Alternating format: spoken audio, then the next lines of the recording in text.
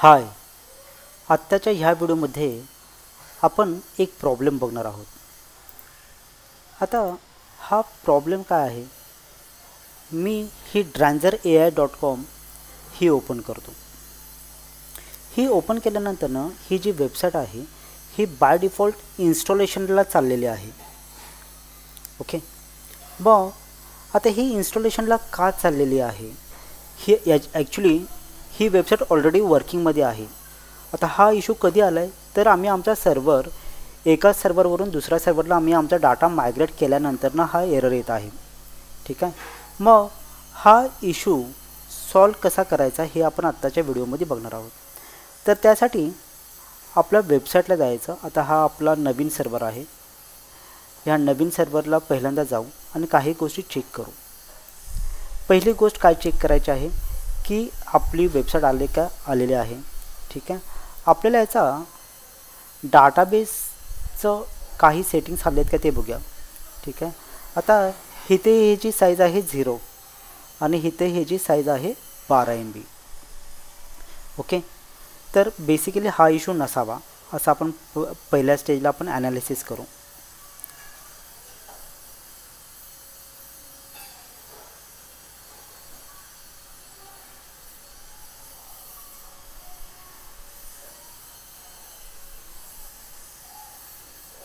फाइल्सला जाऊ आपण.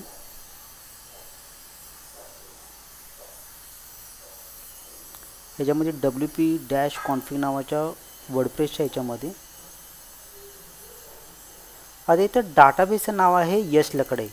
ओके, आणि आपण तिकडं जर बघितलं तर यश लकडेच्या डाटाबेसमध्ये काहीही नाही आहे. ओके, हां, म्हणजे हा जो काही इशू आहे हा याचा आहे. ओके, मग आपल्याला आता करावं काय लागेल, तर आपल्याला ह्या जुन्या सर्व्हरला जाऊन, ठीक आहे, जुन्या सर्व्हरला जाऊ आपण. ह्या जुन्या सर्व्हरला आपण Dranzer डोमेन नेमला जाऊ.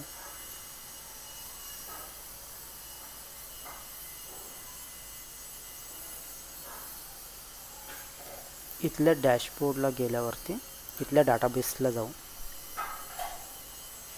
आणि हा जो का डाटाबेसची साईज 74 MB आहे हा इथून आपण एक्सपोर्ट करू.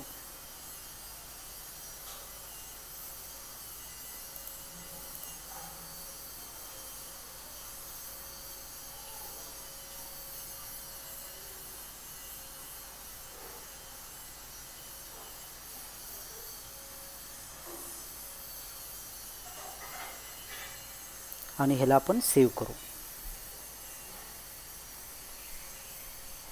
डाटाबेसमध्ये ह्याला आपण सेव्ह केला.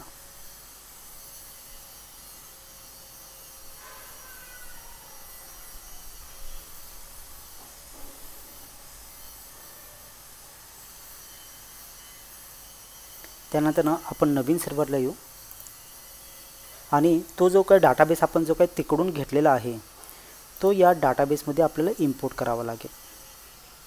या कारण तिकडे यश लकडे आहे, इकडे पण यश लकडे आहे. इम्पोर्ट, चूज फाईल,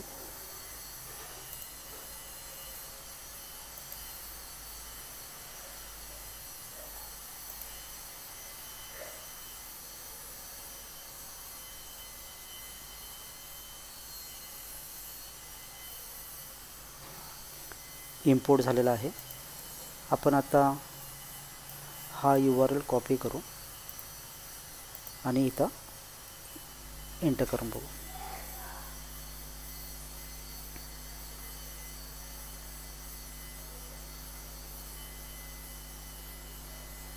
ओके, आता ही वेबसाईट प्रॉपरली ओपन होत आहे.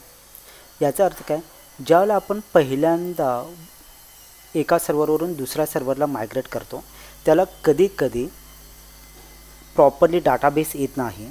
त्याच्यामुळं जर डाटाबेस जर प्रॉपरली इन्स्टॉल नसेल तर आपली वेबसाईट मायग्रेशन नंतर इन्स्टॉलेशनला जाईल. त्यासाठी मग आपल्याला करावं काय लागेल की जुन्या सर्व्हरला जाऊन डाटाबेस एक्सपोर्ट करायचा आणि नवीन सर्व्हरला येऊन आपल्याला तोच डाटाबेस इम्पोर्ट करायचा आहे. ह्या गोष्टी लक्षात ठेव. आणि आत्ताच्या ह्या सिनॅरिओमध्ये आपल्या सिनॅरिओमध्ये आपल्याला हा एरर कधी आला माहीत आहे, ज्याला एकाच वेबसाईटला मोर दॅन 1 डाटाबेसेस आहेत त्यावेळेला हा इशू आलेला आहे, अन्यथा हा इशू कुठंही नाही आहे. त्यामुळे ही गोष्ट लक्षात ठेव. ओके, की अशा पद्धतीनं आपल्याला गोष्टी करायच्या आहेत. अशा पद्धतीनं हा इशू आपण सॉल्व करतो. Thank you very much.